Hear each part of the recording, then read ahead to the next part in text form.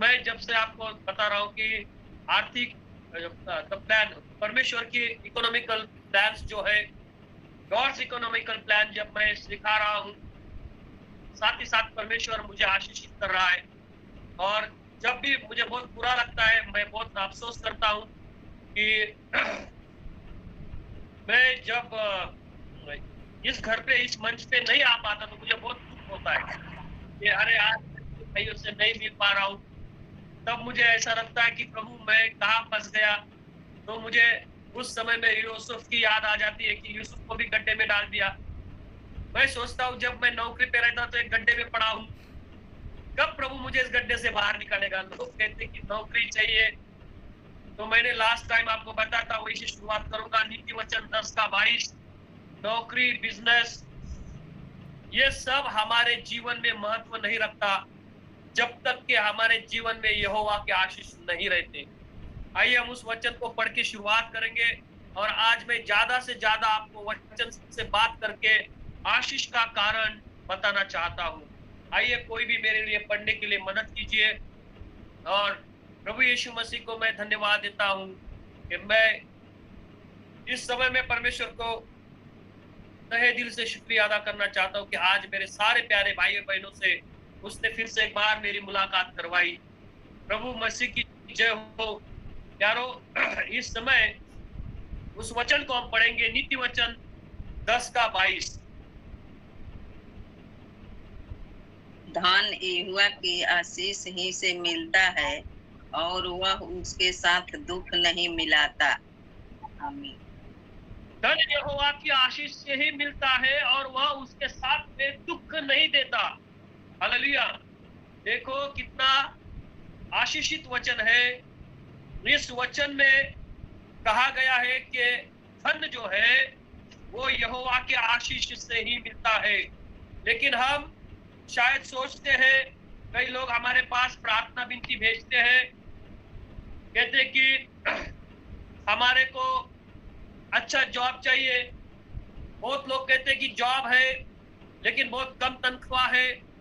बहुत लोग कहते हैं कि कम तनख्वाह है और वो मरमरिंग, मतलब हमेशा कुछ न कुछ बहाने या परमेश्वर की ओर अपना कंप्लेंट लेके आते हैं। लेकिन मैं ये कहना चाहता हूं, वचन में से ये बताता है, जब एलिया ने भविष्यवाणी की, एलिया कहा कि अब बारिश नहीं होगी, क्योंकि परमेश्वर ने एलिया से कहा था कि तू कहे, और पूरे पूरे सृष्टि पे अकाल हुआ था। उस राष्ट्र पे नहीं, पूरे सृष्टि में अकाल हुआ था। कल मैं पढ़ रहा था, आप गूगल पे जाके सर्च कर सकते हो, क्योंकि आज बहुत नए लोग हमारे साथ जुड़े हैं, कई गैर मसीह परिवार में से होंगे। मैं आपसे ये कहना चाहता हूं कि यीशु मसीह की 6 चीज है जो आज भी इस पृथ्वी पे है। वो 6 चीज में से जो उसको कांटों का ताज पहना था, वो कांटों का ताज रूस के एग्जीबिशन में रखा हुआ है। उसके हाथों में जो कीलें मारी गई थी, वो कीलें भी रखी गई है। उसका जो पोशाक था, गाउन उसे कहते हैं, वो पूरे एक विन में था। वो भी आज तक जिसके ऊपर सिपाहियों ने चिट्ठी डाली थी, वो भी रखा हुआ है। और उसके जो जूते थे, उन जूतों को भी रखा गया है। उन जूतों की विशेषता ऐसी है, ये राजाओं का राजा था, प्रभुओं का प्रभु है, और ये परमेश्वर का पुत्र था। इसने कभी अच्छे जूते नहीं डाले। एक सर्वसाधारण जूते जो इंसान ने चमड़े से बनाए थे, हाथ से बनाए थे, वो जूते वो पहने हुए हैं। और विशेषता यही है, परमेश्वर के वचन से हमें यह पता चलता है, यीशु मसीह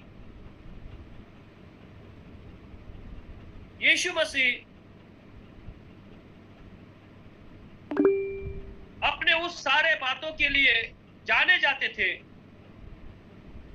और आज तक उनकी चीजें संभाल के रखी है, इसका मतलब यह है कि वो वास्तविक में थे। वे कोई स्टोरी नहीं है, वह कोई ऐसा बुक नहीं है, फिलॉसफी नहीं है, वो हिस्ट्री की किताब है। हिस्ट्री की किताब होने के कारण इतिहास में उसका वर्णन किया गया है। इसलिए मेरे प्यारे भाई और बहनों, मैं आपको ये कहना चाहता हूं कि उस यीशु मसीह के ऊपर विश्वास करो, क्योंकि वो वास्तविक में स्वर्ग छोड़ के आए। और यूहन्ना कहता है उनके बारे में कि उसने अपनों में बस्ती की, लेकिन अपनों ने उसको ठुकरा दिया। यीशु मसीह की जय हो। आज मैं आपको बताना चाहता हूं, यदि हमें आर्थिक आशीष चाहिए तो हमें प्रार्थना और प्रार्थना के साथ में सम्मान और परमेश्वर को रिस्पेक्ट देना बहुत ही जरूरी है। परमेश्वर को रिस्पेक्ट देना बहुत जरूरी है। मेरे प्यारे भाइयों, इस समय मैं प्रभु को धन्यवाद देता हूं, उसकी महिमा करता हूं, उसके नाम को ऊंचा उठाता हूं, क्योंकि वो राजाओं का राजा और प्रभु का प्रभु है।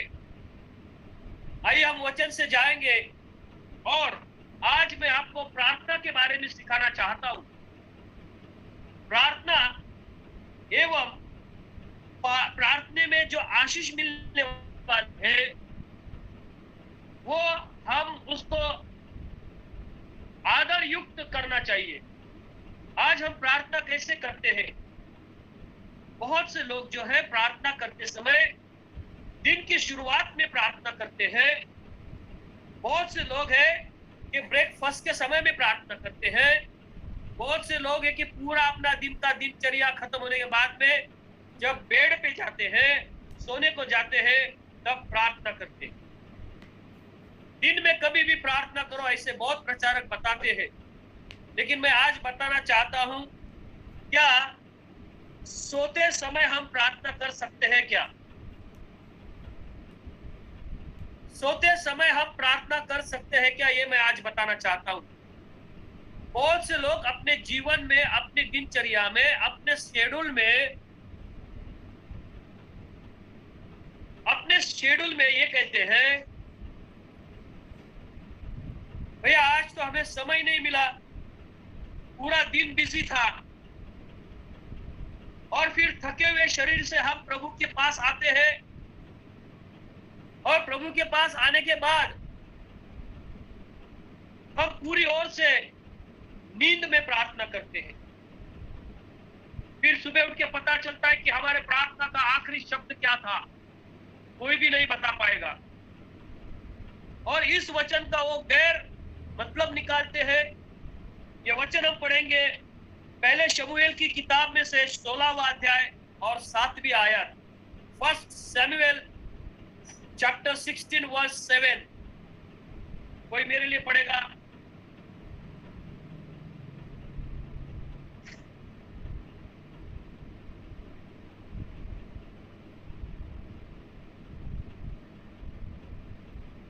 पहला शमूएल उसका 16वां अध्याय।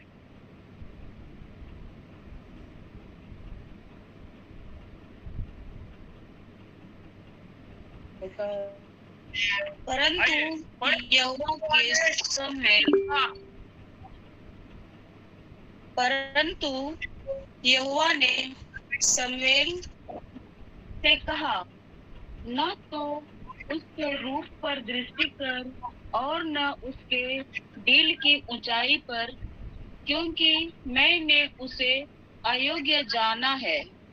क्योंकि यहोवा का देखना मनुष्य का सा नहीं है, पर मनुष्य तो बाहर का रूप देखता है, परंतु यहोवा की दृष्टि मन पर रहती है। आमीन। हालेलुया। प्रभु परमेश्वर के नाम को धन्यवाद हो। इस समय लिखा गया है, परंतु यहोवा ने शमूएल से कहा, न तो उसके रूप पर दृष्टि कर और न उसके दिल की ऊंचाई पर, क्योंकि मैंने उसे अयोग्य जाना है। क्योंकि यहोवा का देखना मनुष्य के समान नहीं है। मनुष्य तो बाहर का स्वरूप देखता है, परंतु यहोवा की दृष्टि मन पर रहती है। हालेलुया। आज मैं आपको बताना चाहता हूं, हम कई बार बाहर से देखते हैं दिखने में कैसा है, लेकिन परमेश्वर कभी भी किसी के चेहरे के ऊपर ये काला है या गोरा है, ये मोटा है, ये ताकतवर है, ये जिम को जाता है, ये कसरत करता है, हैंडसम है, ऊंचा है, ये पहाड़ जैसा है, ऐसे लोगों को वो चुनता नहीं है। वो उस आदमी को चुनता है जिसका मन यहोवा को भाता है, जिसका मन परमेश्वर को भाता है। देखो, यदि हमें किसी सैन्य में जाना है, किसी दल में जाना है, तो वो टेस्ट करते हैं, लेकिन सेनाओं का यहोवा परमेश्वर, जो हमारा परमेश्वर है, वो आदमी के मन को परखता है। मेरे प्यारे भाइयों, विश्वासी जन हो, ये बहुत अहम बात है। आज भी विश्वासी जन लोग में कई लोग दिखावा करते कि हम विश्वासी है, लेकिन वो धोखा देना नहीं छोड़ा है। बहुत से लोग आज मसीह में आ चुके हैं, बपतिस्मा लिया है, उपवास करते हैं, प्रार्थना करते हैं, लेकिन अपने दिल में दूसरे के विषय में बुराई रखी हुई है, इस कारण उन्हें आशीष नहीं मिलता है। बहुत से ऐसे लोग हैं कि कहते हैं कि हम तो प्रार्थना कर रहे हैं, हम तो प्रभु से रोज मांग रहे हैं, लेकिन हमारी परिस्थिति कभी भी बदलती नहीं है। उसका कारण यही है कि वो बाहर से दिखावा कर रहे हैं, प्रार्थना का वो नाटक कर रहे हैं, और लोगों ने हमें देखना चाहिए। इस कारण वो सभा में, इस कारण वो लोगों में, भीड़ में अन्य अन्य भाषा में बात करते हैं और बड़े उपवास का जीवन बिताते हैं, लेकिन उनका अंदरूनी जीवन अलग ही होता है। उन्हें लगता है कि हम प्रार्थना कर रहे हैं, उन्हें लगता है कि बड़े बड़े हम चमत्कार कर रहे हैं, उन्हें लगता है कि बड़े बड़े हमारे से परमेश्वर काम कर रहा है, लेकिन उनके अंदर क्या हेतु है, वो हेतु यहोवा जानता है। ये वो लोग भूल गए हैं।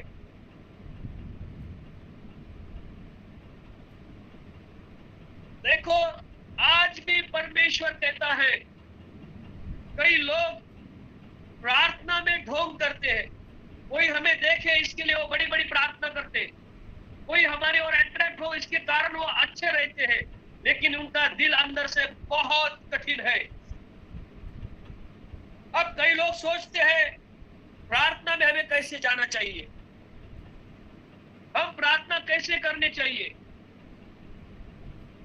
हम देखो, जब थक जाते हैं, दिन भर की दिनचर्या करने के बाद में हम परमेश्वर के पास आते हैं और कहते हैं, बहुत स्पीड में प्रार्थना करते, धन्यवाद प्रभु, हम आपको धन्यवाद देते हैं कि पूरे दिन हमें संभाला प्रभु, हम आपको धन्यवाद देते प्रभु, आज ने आपको काम में सहायता किया, वो गाड़ी में जाने आने में सहायता किया, वो इस सफर में सहायता किया, वो इसमें किया, उसमें किया, बहुत बहुत बहुत बहुत कुछ भी बोलते रहते हैं। उनको ही मालूम नहीं कि हम क्या प्रार्थना कर रहे हैं, और प्रार्थना करते करते वो बिस्तर पे कब सो जाते हैं ये उन्हें भी पता नहीं चलता।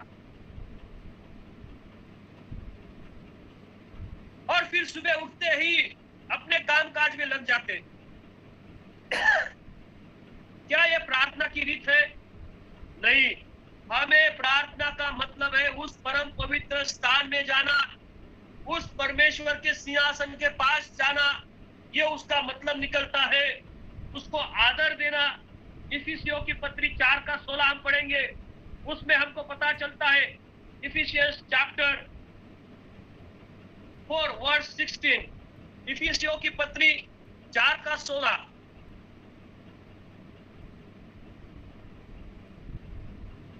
इफिसियंस 4:16।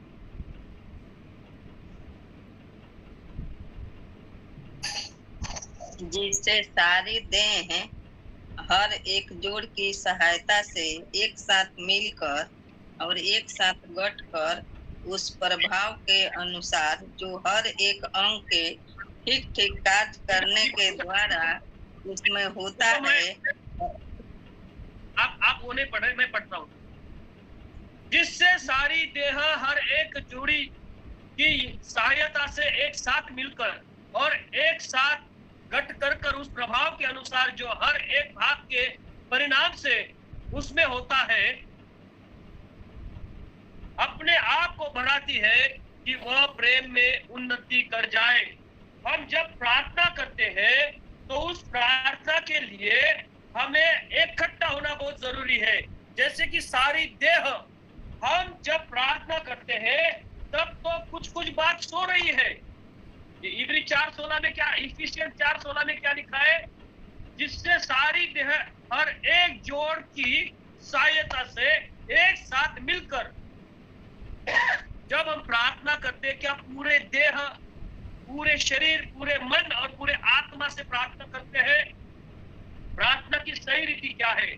हमने हमारे आलस को, हमारे कंफर्ट को छोड़ के हमें परमेश्वर के पास घुटने लगा के, उसके पास लीन होके, नम्र होके उससे बात करना चाहिए, क्योंकि वो राजाओं का राजा, प्रभुओं का प्रभु है। यदि आप आपके बॉस के सामने जाते हो, तो आपके बॉस के सामने आप कैसे जाते हो? आपको अगर कोई पुलिस अधिकारी ने बुलाया, तो उस पुलिस अधिकारी के सामने आप कैसे जाते हो? बेड पे उसको बुलाते हो या लेट के उसके साथ बात करते हो? कई चर्च में हम रिस्पेक्ट नहीं देखते। आज हमारे प्रार्थना में परमेश्वर को रिस्पेक्ट नहीं देखता है। मुझे माफ कीजिए, बहुत से ऐसे लोग हैं जो आलसी बन गए हैं, आंख बंद कर करके प्रार्थना करते हैं, जिस जगह बैठ जाएंगे उधर प्रार्थना करते हैं। कई लोग बोलते हैं कि हम टॉयलेट में, बाथरूम में, हम कहाँ जाते हैं वहां प्रार्थना करते हैं। देखो, किसी भी जगह से आप प्रार्थना कर सकते हो, लेकिन आपकी परिस्थिति वैसी नहीं है। यदि आपकी परिस्थिति अच्छी है, यदि आपको सब कंफर्ट है, तो आपने उस कंफर्ट को त्याग के प्रार्थना करना बहुत जरूरी है। हालेलुया। हम उस कंफर्ट को नहीं त्यागते, और इस कारण राजा संघ के सामने हम कैसे जाते हैं? उस राजा के सामने हम कैसे जाते हैं? देखो, क्या हमारा शरीर, हमारा मन और हमारे विचार उसके साथ मिलते हैं प्रार्थना करते समय? और जब हम उससे बात कर रहे हैं और जब वो जवाब देता है, उतने समय में हम तो सो जाते हैं। आइए हम देखते हैं इब्रानियों की पत्री, उसका 4 और 16। इब्रानियों की पत्री 4 का 16। फिर से इस आयत को हम देखेंगे।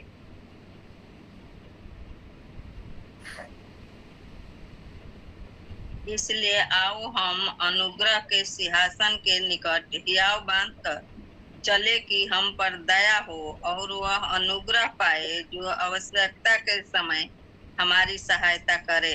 धन्यवाद। बहुत बहुत शुक्रिया मेरे सिस्टर, कितना अच्छे रीति से सिस्टर ने पढ़ा। इसलिए आओ हम अनुग्रह के सिंहासन के निकट हियाव बांध कर चले। हालेलुया। देखो देखो, इसलिए आओ हम अनुग्रह के सिंहासन के निकट। मेरे प्यारो, मैं प्रभु को धन्यवाद देता हूं, प्रभु की महिमा करता हूं, प्रभु के नाम को ऊंचा उठाता हूं। क्या आज तुम्हारे में सामर्थ्य है कि आप उस सिंहासन के सामने हियाव बांध के चल सकते हो? हम तो कैसे भी प्रार्थना करते हैं, लेटते लेटते प्रार्थना करते हैं, कुर्सी में बैठ के प्रार्थना करते हैं। चर्च में तो कुर्सियां रहती है, आधे लोग तो सो जाते हैं। कई लोग चर्च में इसलिए आते हैं कि उनको रोटेशन पड़ गया है, उनको वो एक आदत सी हो गई है। वो आदत के कारण उस समय में वो चर्च में आते हैं, वो प्रार्थना के लिए नहीं आते, वो अपना टाइम पास करने के लिए चर्च में आते हैं। चर्च में आने के बाद में कई लोग रहते हैं कि उनको आदत है कि वो बाहर बैठे गपशप लगाए। बहुत से लोग मैं देखता हूं जो आके गपशप लगाते हैं, लेकिन हम अनुग्रह के सिंहासन के निकट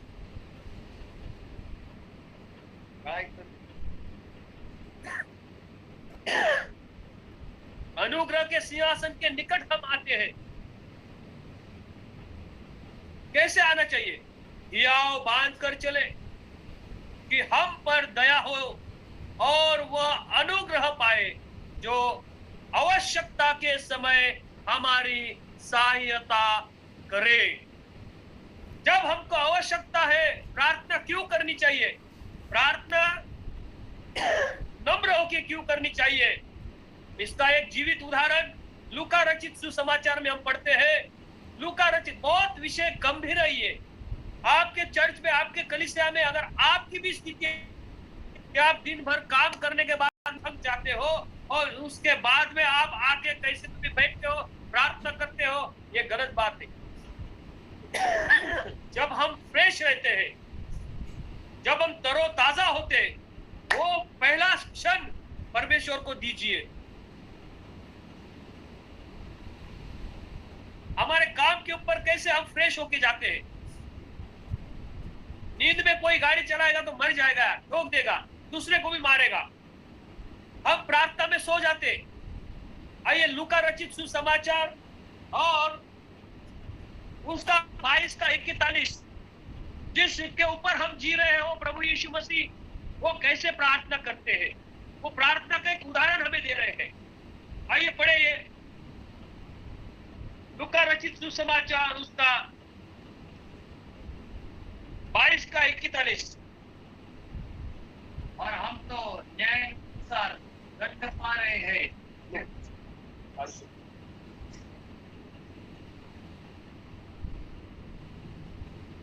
आइए कोई पढ़े लूका रचित चैप्टर लूक 22।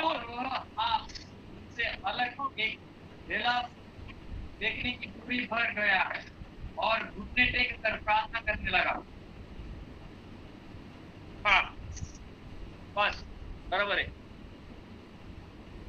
थोड़ा मतिया भाई, लूका का 22 का 21 41।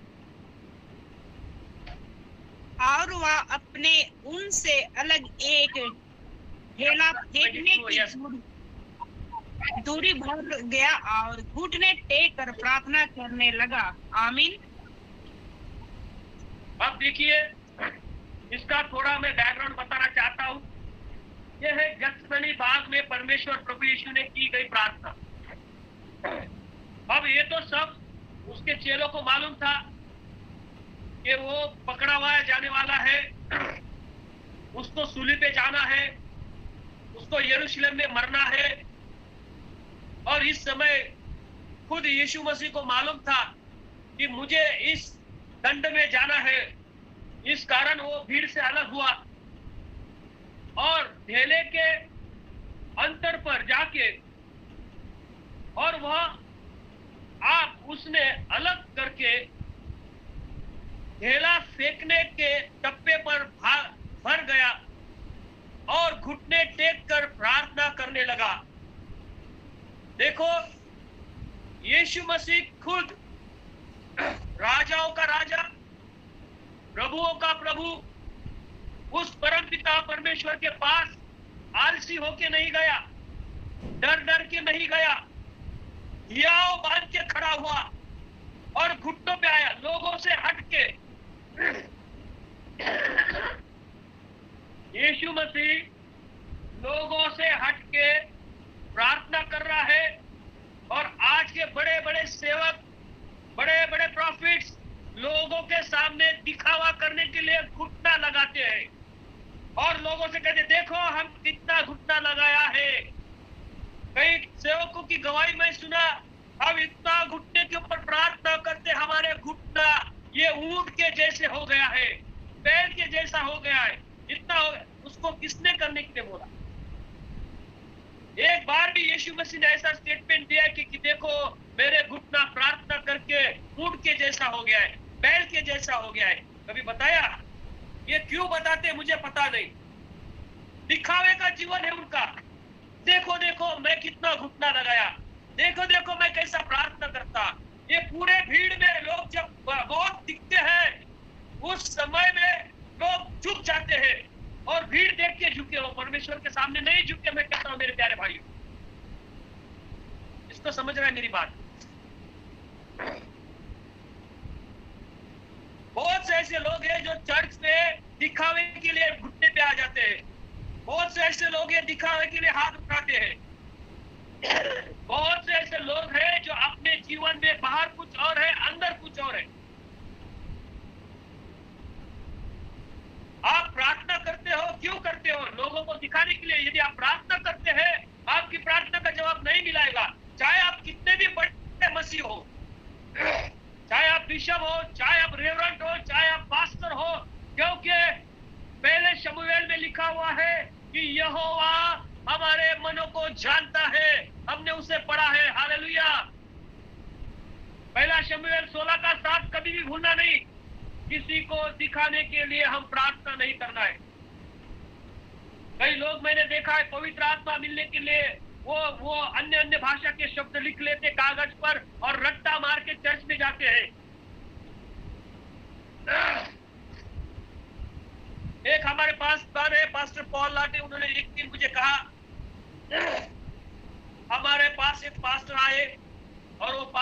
कह रहे थे पवित्र आत्मा आज आपको मिलने वाला है,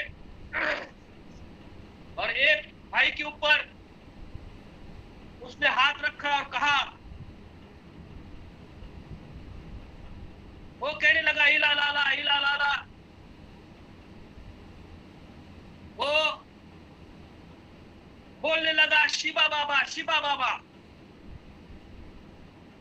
उन्होंने कहा उसका मतलब होता है कि तू किसके साथ आया। वो आदमी ने, वो आंटी का नाम शिवा था, और वो बोला मैं शिवा के साथ आया, और ऐसा वो बोलने लगा शिवा बाबा शिवा बाबा। तो उसे लगा पवित्र आत्मा आ गया। आज हम क्या कर रहे हैं, किसके साथ खिलवाड़ कर रहे हैं। आज भी लोग वैसे ही जी रहे हैं, लेकिन आगे पढ़ेंगे हम 42 में, लूका रचित 42 में पढ़ेंगे।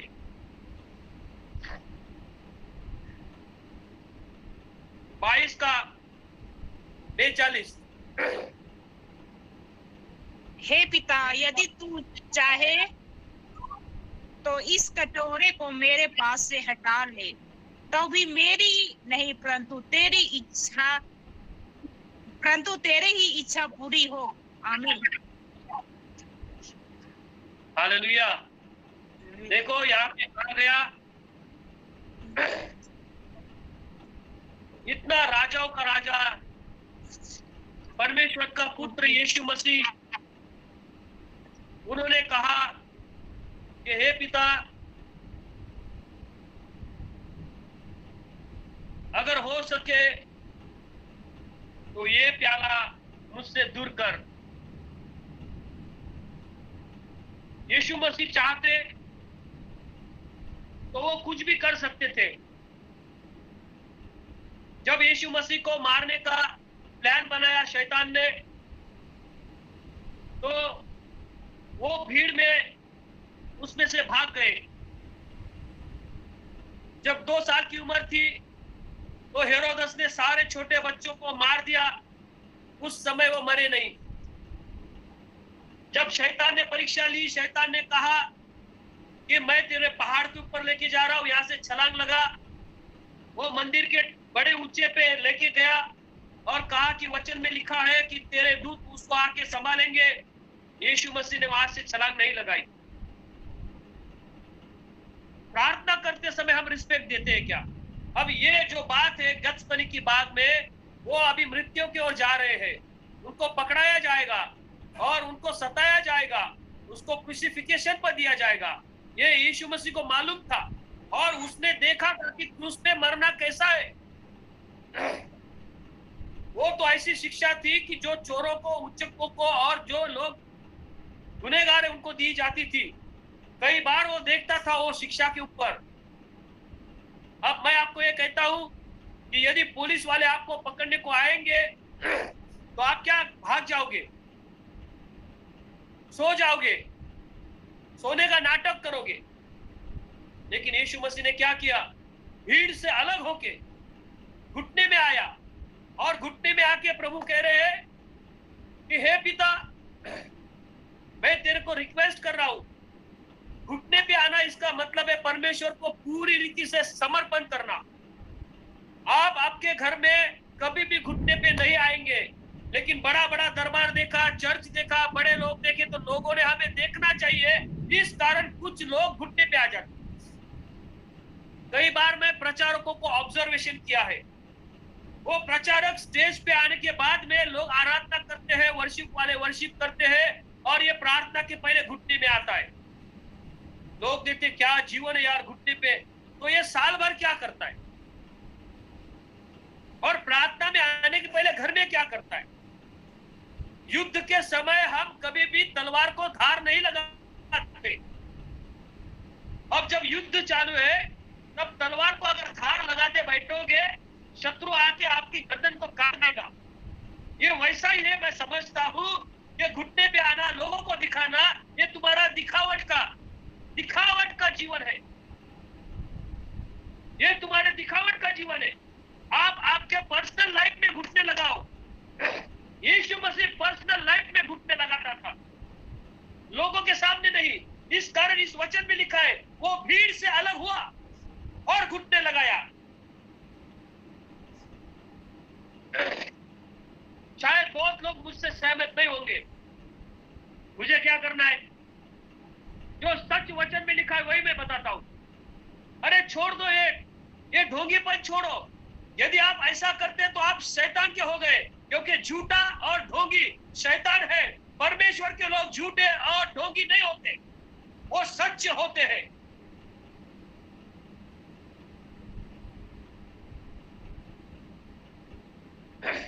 किसको दिखाने के लिए तुम प्रार्थना कर रहे हो? लंबी लंबी हाँकते हो, लंबी लंबी प्रार्थना करते हो, लंबे लंबे बात बोलते हो। कई लोग ऐसे बोलते हैं, परमेश्वर मुझे दिखा रहा है तेरे को बंगला दे रहा है, परमेश्वर मुझे दिखा रहा है कि तेरा कर्जा टूट रहा है। परमेश्वर, अबे तू काम नहीं करेगा, तू कुछ व्यवसाय नहीं करेगा, कैसे तेरा कर्जा पिटेगा? और लोग ऐसे भी बहुत हो गए जो आलसी हो गए हैं, ऐसे भविष्यवाणी को सुनते, घर में बैठते, हालेलुया हालेलुया, बाइबल पढ़ते, प्रार्थना करते, कुछ भी नहीं मिलेगा। क्योंकि तुम क्यों प्रार्थना कर रहे, क्यों बाइबल पढ़ रहे? ये लोगों को दिखाने के लिए नहीं, लेकिन परमेश्वर देख रहा है कि तू क्यों बाइबल पढ़ रहा है, तू क्यों प्रार्थना कर रहा है, तू क्यों हाथ उठा रहा है, तू क्यों नजरें झुका रहा है, क्यों रो रहा है, क्यों घुटने लगा रहा है।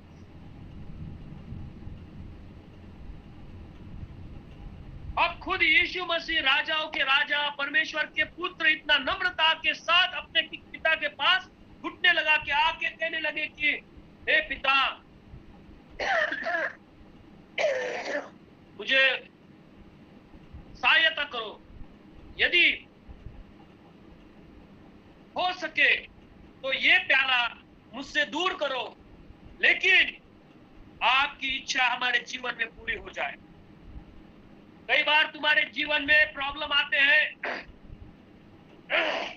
कई लोग झूठा दावा तुम्हारे ऊपर कर देते हैं, कई शादियों में झूठे, आजकल तो ऐसा हो रहा है कि शादी करने के बाद में लड़की लड़कों वालों के ऊपर झूठी केस डाल रही है। मैं देख रहा हूं सालों साल वो केस चलती रहती है। लेकिन आज मैं आपको बताता हूं, यदि आप सच्चाई में है, परमेश्वर आपके हृदय को जानता है और उसके भी हृदय को जानता है, और आपको न्याय मिलेगा, आपको जरूर न्याय मिलेगा, क्योंकि परमेश्वर आपके पक्ष का है। युद्ध आपका नहीं है, परमेश्वर का है। और जिस दिन आप घुटने लगा के किसी को दिखावा न करते हुए परमेश्वर के पास सच्चे दिल से बोलोगे कि प्रभु आप जानते हो हमारी इसमें कुछ भी गलती नहीं है और आपका ये युद्ध है, परमेश्वर आपके हृदय को जानेगा, आपका न्याय करेगा और आपकी तरफ आ जाएगा।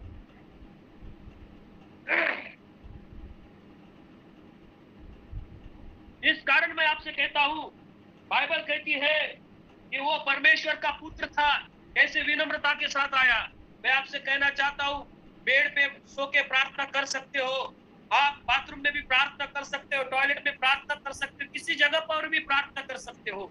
लेकिन क्या आपकी परिस्थिति होने पर भी आप अगर ऐसा आलसीपन दिखाते हो तो ये गलत बात है। यूना नबी ने उस मछली के पेट में प्रार्थना किया, वहां से परमेश्वर ने सुना। यूसुफ गड्ढे में था, वहां से प्रार्थना सुना। एलिया को जब उस नाले के पास गया, वहां से प्रार्थना सुना। वो विधवा के पास गया, वहां से प्रार्थना सुना। परिस्थिति कोई भी हो, परिस्थिति के अनुसार आप प्रार्थना करोगे तो परमेश्वर जानता है कि आप उस हालत में हो। लेकिन आपकी परिस्थिति अच्छी होने के बाद में भी आलसी के जैसा रात को आप बिस्तर पे सो के अगर प्रार्थना करते हो तो परमेश्वर आपका नौकर नहीं है। आप चाहते हो, वचन कहता है कि उसके सिंहासन के पास हियाव बांध के आओ। आप तो ऐसे हो, इतने उस्ताद हो कि वो सिंहासन आपके बेड के ऊपर लाना चाहते।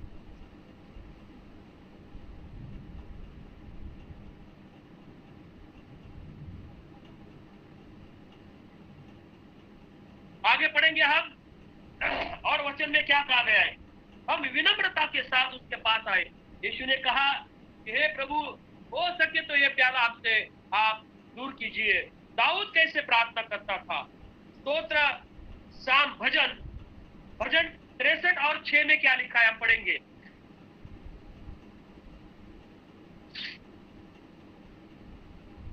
यस,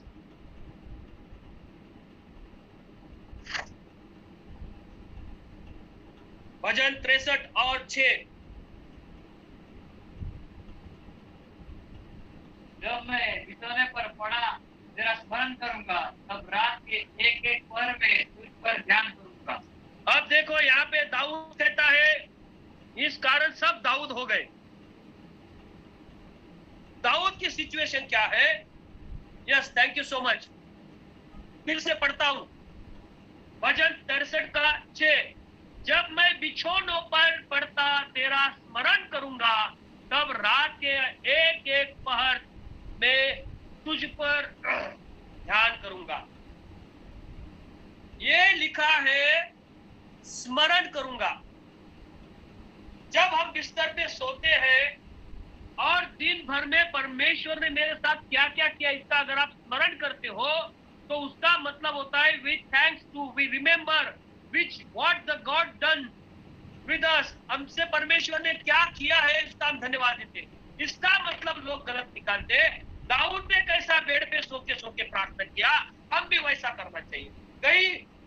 कई जो मूर्ख परमेश्वर के सेवक गण है, मैं मूर्ख कहता हूं उनको, वो प्रचार में कहते कैसी भी स्थिति में प्रार्थना करो, बस आप प्रार्थना करो। और विशेष रीति से जो धनी लोग हैं, जो कंफर्ट जीवन जीते हैं, वो आलसी हो गए प्रार्थना में। वो नीचे नहीं बैठेंगे, कोई जमीन में फर्श पे नहीं बैठेगा। यीशु मसीह राजाओं का राजा था, वो उस गत्समनी बाग में वो बेंच पे नहीं बैठा। वो हो सकता तो बेंच पे जाके प्रार्थना कर सकता था, वो नीचे जमीन में बैठा घुटना डाल के। मैं सच कहता हूं आपको, आज आप मुझे कुछ भी बोलो, जो रईस लोग हैं, जो ज्यादा भी नहीं, थोड़ा रईस है, गलीसिया में थोड़ा उसके पास ज्यादा पैसा है, वो कभी भी जमीन पे नहीं बैठेगा, वो कुर्सी देखेगा। और एक गरीब को पास्टर बोलेगा तुम उठ के नीचे बैठो, और इस धनी को बोलेगा तुम कुर्सी में बैठो। यीशु मसीह के पास एक धनी लड़का आया, जवान था। यीशु मसीह ने कहा, वो कहता है कि मैं उद्धार के लिए क्या करूं? यीशु मसीह ने कहा, भाई काम करो, तुम्हारी सारी संपत्ति बेच के गरीबों में बांट दो। उसे बहुत बुरा लगा, वो चला गया। आज भी कलीसिया में बहुत ऐसे लोग हैं जो केवल भौतिक रीत से रिच है, मन के बहुत गरीब है। आज आप देखो गुरुद्वारा में, कई बहुत से जगह में रईस लोग जूते साफ करते हैं। हमारे लोग को देखो चर्च में कैसे जूते निकालते हैं, किसका जूता किधर है, किसका जूता किधर है, और अपना भी जूता रखते समय वो दूसरे का जूता पैर से ढकल के अपना जूता उधर घुसाड़ रहे। जब मैं बिछौने पर पड़ा तेरा स्मरण करूंगा, तब रात के एक एक पल मैं तुझ पर ध्यान करूंगा। जब ये बात कही जाती है कि हमें रात को भी परमेश्वर के विचार हमारे भीतर लेना जरूरी है। हमारे रात में कौन कौन से विचार होते? कई लोगों के रात में डर है, रात में पुराने बहुत भयानक ख्वाब है, डर के साथ सो रहे हैं। इस कारण दाऊद कहता है कि मुझे कुछ डर नहीं है, क्योंकि परमेश्वर मेरा सहाय करता है। और जब भी मैं बिछौने पे जाऊंगा, उसका स्मरण करूंगा, उसने मेरे क्या क्या काम किए उसको धन्यवाद करूंगा, और एक एक बात को मैं जानूंगा। ये दाऊद कहता है।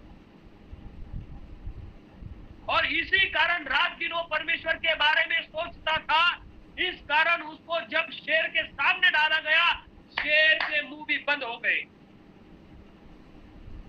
हालेलुया। आज आपके विचार कौन से हैं? हम प्रार्थना तो कर रहे हैं, लेकिन हमारे विचार प्रार्थना के नहीं है। हम एक तरफ प्रार्थना करते, प्रभु मुझे कर्ज से आजादी दे, प्रभु मुझे इससे छुटकारा दे, और रात में सोते सवेरे फिर डर आ जाता है, अरे बाप रे बैंक वाला आ गया। क्या हमारा समर्पण है उस पिता के सामने? पहली बात तो हम गलत कर देते हैं कि गलती से कोई भी लोन उठा के बैठ जाते। वो आज मेरा विषय नहीं है। मेरा विषय प्रार्थना के समय हम क्या करना चाहिए। हम जब थक जाते हैं, हमारा शरीर थक जाता है, दिन भर के सारे काम करने के बाद में हम परमेश्वर परमेश्वर के पास आते हैं, क्या वो प्रार्थना परमेश्वर सुनेगा? बिल्कुल भी नहीं। और जब हम फ्रेश रहते हैं तब हम न्यूज देखते हैं, सवेरे उठते हैं न्यूज़पेपर पढ़ते हैं। अभी न्यूज़पेपर ने न्यूज पढ़ते, अब तो मोबाइल पे स्क्रॉल करते रहते सवेरे सवेरे, और कैसे समय चला जाता है पता नहीं चलता। लेकिन क्या हम प्रभु को समय दे रहे हैं? बड़े बड़े सेवक है जो व्यस्त है उनके मीटिंगों में, बड़े बड़े सेवक है कि उनके प्रचार और उनके सारी बातों में व्यस्त है। क्या तुम्हारा एक समय जो प्रभु के साथ आप बैठ सकते हो, बात कर सकते हो? तो मेरे प्यारे भाइयों, आज मैं यही कहना चाहता हूँ, दुनिया को दिखाने के लिए प्रार्थना मत करो, दुनिया मुझे देखे इसके लिए मत करो। ये प्रार्थना क्यों करना है कि हमें हियाव बांध के उस परमेश्वर के सिंहासन के सामने जाने की हमारी ताकत हो, हिम्मत हो। हम शर्म के मारे अपना मुंह झुकाते समय परमेश्वर के सामने खड़ा नहीं होना चाहिए। गुनहगार रहता है जो शर्म करके और गुनाह करके अपने गर्दन को झुका के फिर सामने खड़ा रहता है। मेरे घर में एक कुत्ता था, तो ऐसा रहता है। वो कुत्ता कहीं से घूम के आया ना, तो मैं जब मैं उसकी तरफ देखता था, मैं उसकी तरफ देखता था, कहता था कुत्ता गेला होता अलग। वो ऐसा गर्दन झुका के चुपचाप कॉर्नर से ऐसा तुमको ऐसा करके मेरे पास में चुपचाप बैठता था। मैं समझ जाता था कि इधर तो भी गड़बड़ करके आया। वैसे दिन भर हम इधर उधर गड़बड़ करते, शाम को ऐसे चुपचाप परमेश्वर के पास कांपते कांपते फिर कहते सो जाते। इससे आपको कुछ मिलने वाला है नहीं।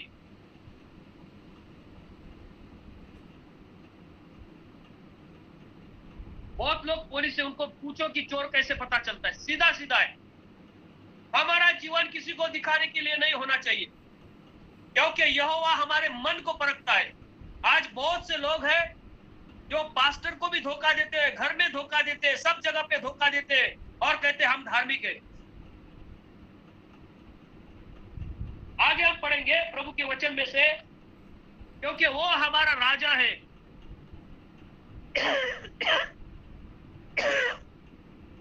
इफिस 6:18, इफिसियंस 6:18।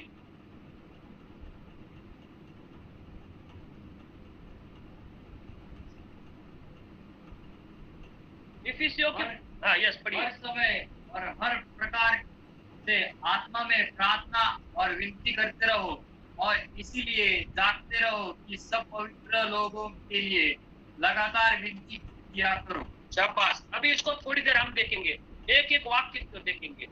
और हर समय और हर प्रकार से आत्मा में प्रार्थना। देखो क्या लिखा है यहाँ पे, हर समय और हर प्रकार से आत्मा में प्रार्थना और विनती करते रहो, और इसलिए जागते रहो, इसलिए जागते रहो। लेकिन शैतान क्या कहता है, दिन भर तू तेरे काम का टेंशन नहीं। ये तो झूठा प्रॉफिट देता है। सिस्टर जी आप कभी भी दिन में एक बार, कभी भी दिन में एक बार प्रार्थना करो। सिस्टर बहुत अच्छी है, सब काम हो जाता है, दिन भर टीवी देखता है और रात में सोते समय प्रार्थना करता है। बाइबल को भी सिराने लेके सो जाते हैं और कहते क्या नींद आई पास्टर, बाइबल को सिराने लिया, मैं सो गई। पूरा बाइबल उसके दिमाग में चला गया रात में। ऐसा बाइबल सिराने रख के दिमाग में नहीं जाएगा, बाइबल छाती पे रख के डर नहीं जाएगा। मैं कई बार बोलता हूँ, लोग कहते हैं डर लग रहा है, छाती के ऊपर बाइबल रखो, दिमाग के ऊपर रखो। अब उसको वो लग गया तो पेट के ऊपर रखेगा क्या? कैसे भी हम प्रचार करते हैं। अब यहाँ पे लिखा है और हर समय हर प्रकार से आत्मा में प्रार्थना करना चाहिए। आत्मा तो सो गया। आज बहुत से लोग प्रार्थना में सो गए हैं, इस कारण उनका आत्मा भी सो गया है। हमारे चर्च में एक लड़का आता है, मैं उसको बहुत बुरी रीति से डांटा। हफ्ते में एक बार चर्च में आता है, हफ्ते में एक बार चर्च में आता है, मेरे सामने बैठता, वही सो जाता है। मैं कहा भैया कहाँ गया था? बोले कंपनी में बहुत काम था। काय को काम, फिर नहीं आने का चर्च में। हेलो, देखो हम किसको ठगा रहे, हम खुद को ठगा रहे, खुद ठग रहे। भैया तेरे को नींद आ रही, घर पे जाके सोना। हफ्ता में सोते हो, शर्म नहीं आती? ऐसा कंपनी करेगा क्या? या गाड़ी चलाते करेगा क्या? नहीं, मैं रात दिन गाड़ी चला रहा हूं, आप सो रहा हूं, चलाते चलाते सो रहा हूं, ऐसे क्या होगा? प्रार्थना में सब तुमको सहूलियत है, क्योंकि हमारा लाइफ कंफर्ट बन गया है। बड़े बड़े स्क्रीन है, एसी लगा हुआ है, कुर्सी है, लाइट है, ड्रम सेट है, सब है। वाह वाह वाह वाह वाह वाह, बहुत लोग लगते हैं। इतनी भीड़ है, भीड़ में सो गए तो कुछ भी पता नहीं चलता। और हालेलुया का आवाज आ गया तो हाथ ऊपर उठा देते, नींद में हाथ उठाते, हालेलुया, नींद में। और वचन कहता है इफिसियंस 6:18 में, हर समय हर प्रकार से आत्मा में प्रार्थना करते रहो और विनती करते रहो और इसलिए जागते रहो।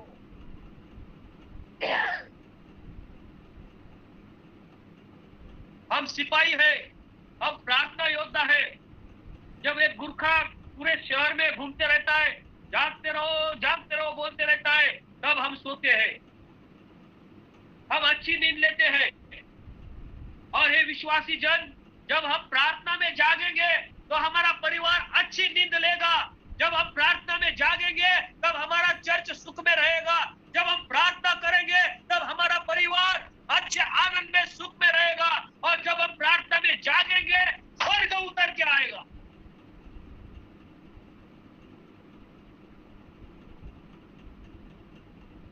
आइए आगे पढ़ेंगे। पहला पत्रस 5:8, 1 Peter chapter 5 verse 8।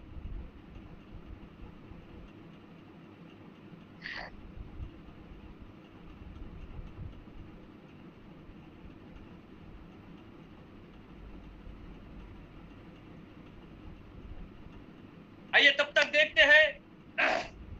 यस, सचेत हो और जागते रहो, क्योंकि तुम्हारा विरोधी शैतान गरजने वाले सिंह की नाई इसे खोज में है, इस खोज में रहता है कि किसको पकड़ खाए। 90% ईसाई लोगों को शैतान ने पकड़ के खा लिया है, क्योंकि दिन भर वो अपने काम काज करते हैं, थके हुए शरीर से प्रार्थना करते हैं और बिस्तर में बैठे बैठे हालेलुया हालेलुया सो गए। शैतान ने उनको खा लिया है, उनकी प्रार्थना को खा लिया है। देखो, हमने पढ़ा कि सब पवित्र लोगों के लिए लगातार विनती करते रहो, रिक्वेस्ट करो, हे प्रभु ये तेरे लोग थे, रिक्वेस्ट करो पिता से कि इनको कुछ दो, तब सुनेगा। मैं अभी मतिया भाई को रिक्वेस्ट किया कि भाई, अरे हमारा फलाना एक पास्टर है, उसको बहुत जरूरत है, उसके बच्चे की फीस भरना है और शायद उसके घर में कुछ हॉस्पिटल का प्रॉब्लम है। तो अगर हम एक दूसरे से बात करेंगे तो प्रभु हमारे दिल में बात करेगा, हम कुछ ना कुछ देंगे उसको, 200, 500, 1000 या जो भी होगा हम देंगे। लेकिन मैं बोला नहीं, मैं सोया और खोया। एक कहावत है, जो जाग गया वो भाग गया, जो सो गया वो खो गया। फिर से पत्रस कहता है सचेत हो जाओ। आज मैं सबसे कहता हूं, यदि आपकी वजह से जीवन में आलसी वृत्ति है और प्रथम परमेश्वर को स्थान नहीं देते, घुटने पे नहीं आते, प्रार्थना नहीं करते, शरीर को पीड़ा नहीं देते, शरीर को हम स्वस्थ रखते हैं और प्रार्थना करते हैं, इसी में भी लोग, एक मेरा दोस्त है जो घर का मालिक है, मेरे घर का मालिक, वो हर जगह पे बैठ के लगे खराटे मारना चालू कर देता था और फिर से उठ जाता था, बात करते करते भी खराटे मार देता था। किसी समय में भी जाओ, कोई भी समय में जाओ उसके पास, सवेरे जाओ, दोपहर में जाओ, रात में जाओ, जब भी हम उसके साथ में बात करेंगे वो एक बार खराटा तू भी मारे।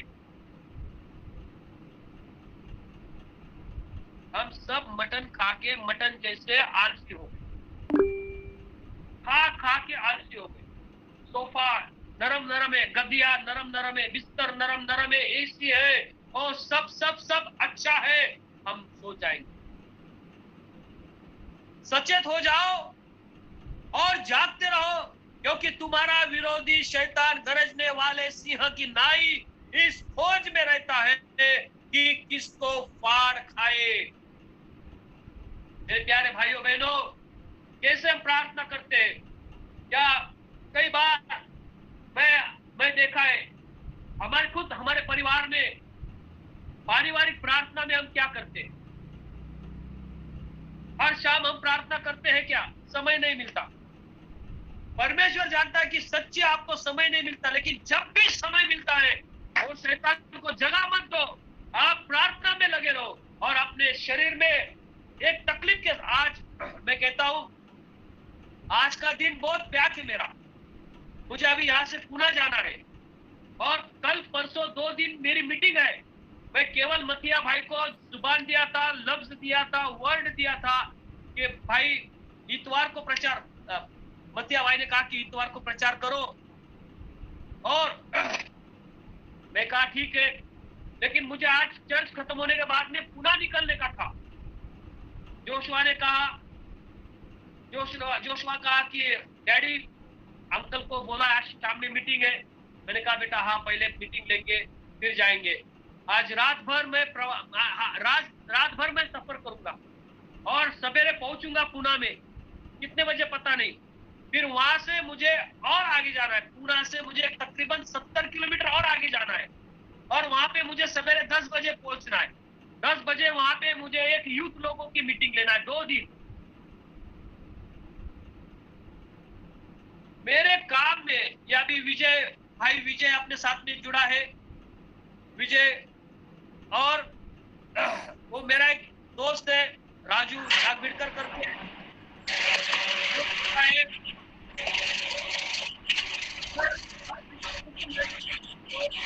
रात में गाड़ी चलाते हो और फिर तुम्हारे एक चीज आप करते हो, इधर जाना कैसे करते हो, और इसका पावर विकास क्या आपका है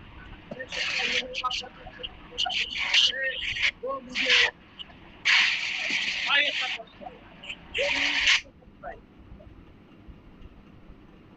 मेरे प्यारे भाइयों,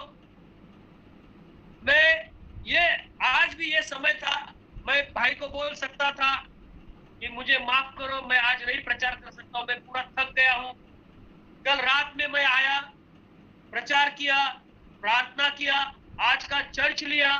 चर्च खत्म होने के बाद में मैं दोपहर में थोड़ा सोया, सोने के बाद में तुरंत उठा और हम काम को लग गए। और प्रभु को धन्यवाद देता हूं कि आज प्रभु मुझे सहायता क्यों कर रहा है, क्योंकि मैं नम्र होके, मैं नहीं कहता लेकिन मैंने सीखा है। अरे आज जो गैर मसीह लोग हैं पैर में चप्पल नहीं डालते, वो उनके परमेश्वर के लिए पैदल जाते हैं, वो उनके परमेश्वर के लिए पैदल यात्रा करते हैं, नंगे हो जाते हैं और नदी में बैठते हैं, ठंडे पानी में बैठते, गीले कपड़ों के साथ मंदिर में जाते हैं, वो बालों को काटते हैं और वो ऐसे लुढ़कते रेंगते वो ऐसी गुलाटी मारते मंदिर तक जाते हैं। देखो कितना कठिन है। वो अपने जीभ को और अपने सब बातों को, अपने शरीर को पीड़ा देते हैं, मारते हैं। और देखो मोहर्रम में क्या होता है, वो देवी की तरफ क्या होता है, वो यात्रा में क्या होता है, कुंभ में क्या होता है। लोग सवेरे 4 बजे उठ के भागते हैं लोग नहाने के लिए।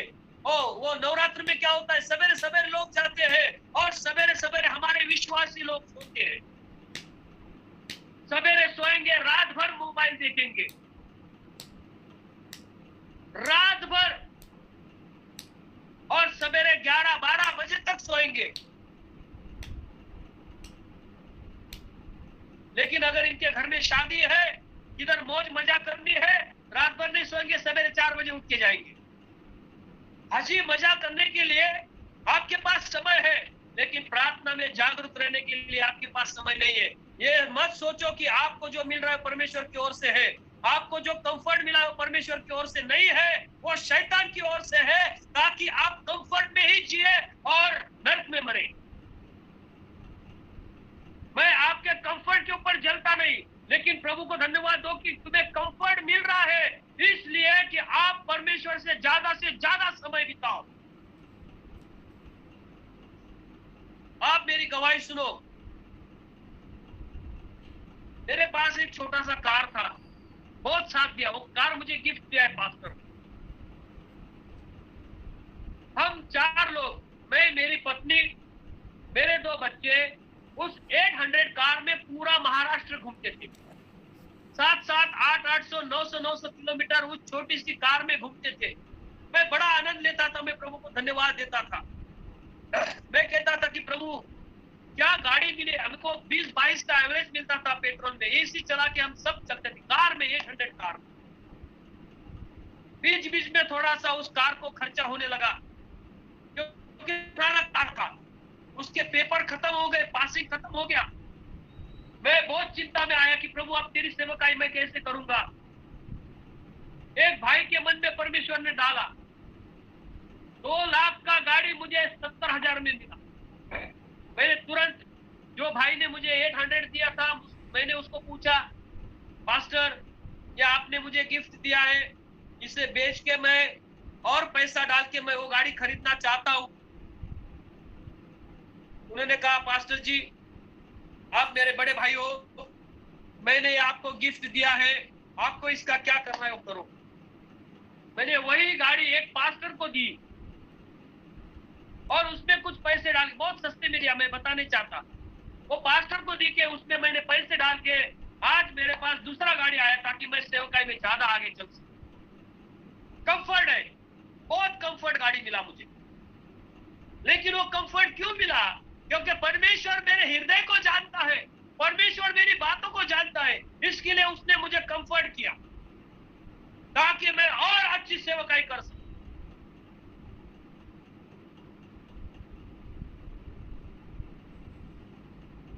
अच्छी सेवकाई कर सकूं। आपको जो कंफर्ट मिला है, वो कंफर्ट क्यों मिला है? क्योंकि आप परमेश्वर की अच्छी रीति से सेवकाई कर सके। हालेलुया। मुझे खुद का घर परमेश्वर ने दिया। मैं बहुत परेशान हो गया, तो मैं आपको सच बता रहा हूं, मेरी गवाही। मेरे मालक ने, एक मालकिन थी जो विश्वासी खुद को कहते थे, मेरा टॉयलेट तोड़ के रख दिया। उसको ऐसा लगा कि मैं घर खाली नहीं करूंगा, लेकिन मैंने कहा सिस्टर ऐसा करना उचित नहीं है। लाइट भी चुरा के लेने के लिए बोला, मैं चोर हूं क्या? मैं कहा प्रभु मुझे छुड़ा दे, मेरे पास बहुत पैसे की तंगी थी। मैंने 65,000 पेनल्टी भरी, परमेश्वर ने सहायता किया, आज मैं मेरे खुद के घर में हूं। सब है मेरे घर में, आराम से मैं सो सकता हूं, फैन है, सब है, सब है। क्यों है ये कंफर्ट? क्योंकि परमेश्वर मेरे हृदय को जानते हैं, परमेश्वर मुझे जानते हैं, और परमेश्वर ने मुझे ऐसा गाड़ी दिया है, 2,20,00,000 का गाड़ी मैं चलाता हूं। क्यों? रात दिन वो गाड़ी में मैं प्रार्थना करता हूं, क्योंकि कोई मेरे साथ नहीं रहता। रात में मैं ड्राइविंग करता हूं, सवेरे 4 बजे से दूसरे दिन 4 बजे तक मैं गाड़ी चलाता हूं, धन्यवाद देता हूं, प्रार्थना करता हूं, अन्य में हाथ में प्रार्थना करता हूं।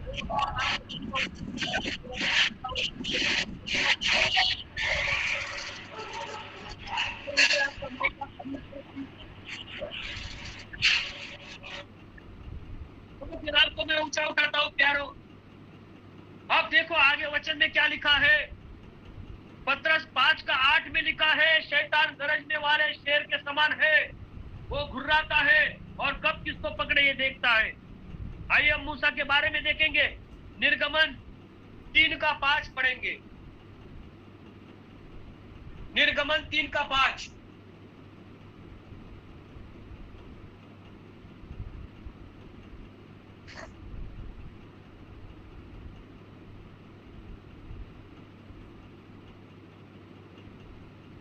उसने कहा इधर पास मत आ और अपने पांव से जूतों को उतार दे, क्योंकि जिस स्थान पर तू खड़ा है वह पवित्र भूमि है। मूसा को जब परमेश्वर ने दर्शन दिया, तब मूसा ने कहा, यीशु क्षमा कर, मूसा को उस झाड़ी में से, वो झाड़ जब जल रहा था, तो उसको कहा कि सुन, पहले तेरे पैर के जूते उतार।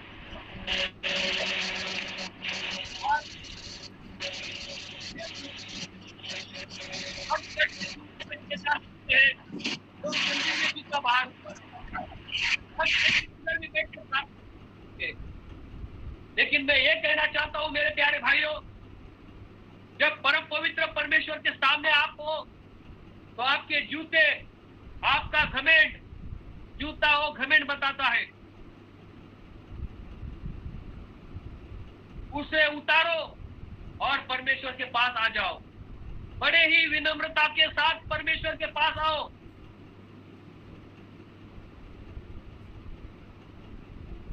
एटीट्यूड नहीं रखना। मूसा कितना था और मूसा के कहा था उस पर्वत पर आता है वो जीवित वापस, लेकिन कई बार मूसा जाके वहां वापस आया, क्योंकि ये प्रभु का अनुग्रह है। आपको भी प्रभु ने अनुग्रह दिया है कि उसके स्वर्ग पे जाके उसको साथ मिलके आप वापस आते हो। प्रार्थना में इतना सामर्थ्य होता है कि आप परमेश्वर को छू के वापस आते। आइए हम आगे पढ़ेंगे और आज यशायाह नबी की किताब में से देखेंगे यशायाह 6:5, Isaiah chapter 6 verse 5।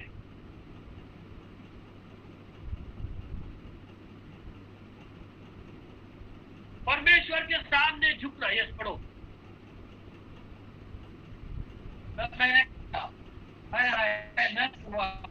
मैं अशुद्ध होठ वाला मनुष्य हूँ और अशुद्ध होठ के मनुष्यों के बीच मैं रहता हूँ, क्योंकि मैंने सेनाओं के महाराजा विराज को अपनी आंखों से देखा है। हालेलुया।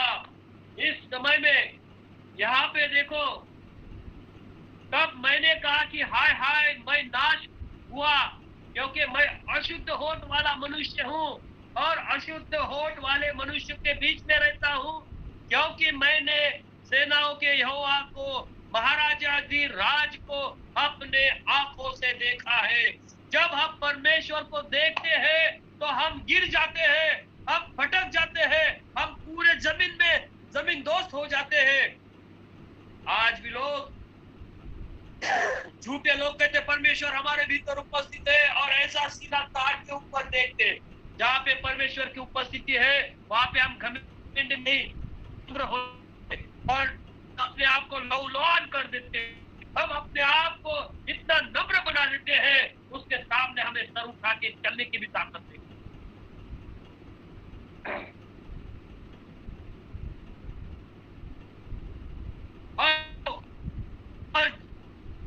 तो परमेश्वर वो भूमि पे सो गए। पौलुस तो अंधा हो गया और हम कितने घमंडी हो गए। देखो, यदि हम परमेश्वर से मिलना है, नीति वचन 1 का 7 कहता है परमेश्वर का भय ज्ञान का आरंभ है। परमेश्वर का भय ज्ञान का आरंभ है, नीति वचन 1:7 में लिखा है। जब हमें परमेश्वर का भय आता है तब हम नीतिमान बनते हैं, और नीतिमान जब हम बनोगे तो हम नम्र बन जाते हैं और हम उस परमेश्वर के सामने झुक जाते हैं। मेरे प्यारे भाइयों, बहुत समय बीत रहा है, लेकिन मैं आपसे विनती करना चाहता हूँ, यहोवा का भय मानना बुद्धि की मूल है, और बुद्धि और शिक्षा को मूढ़ ही लोग तुच्छ जानते हैं। परमेश्वर का भय मानना बुद्धि का मूल है। मूल्य क्या है? जो मोल है बुद्धि का, वो परमेश्वर का भय है। जब हमारे भीतर परमेश्वर का भय आएगा, हमको ज्ञान आएगा, कहा कैसे बात करना चाहिए, किसी के साथ कैसे बर्ताव करना चाहिए, यह हमको आ जाएगा। हम उस परम प्रधान परमेश्वर के सामने कैसे बैठते, छाती पुकार के कहते, क्यों परमेश्वर ऐसा क्यों किया। यशायाह 58 उसमें पढ़ेंगे 58 का 7, और यहाँ पे हम रुकेंगे यशायाह 58 का 7 पढ़ के। यह नहीं है कि अपनी रोटी भूखों को बांट देना। उसका पहले 4 पढ़ो। सुनो, तुम्हारे उपवास का फल यह होता है। ओके, उसका पहले से पढ़ो। गला खोलकर पुकार। सुनो, इस समय में यशायाह 58 में लिखा है, गला खोलकर पुकार, कुछ न रख छोड़। हाँ, दरसिंगे का ऊंचा शब्द कर। हाँ, मेरी प्रजा को उसका अपराध अर्थात याकूब के घराने को उसका पाप जता दे, अपराध जता दे, पाप जता दे। आगे, वे प्रतिदिन वे प्रतिदिन ये जो दूसरा जो वचन है ये बहुत महत्वपूर्ण है।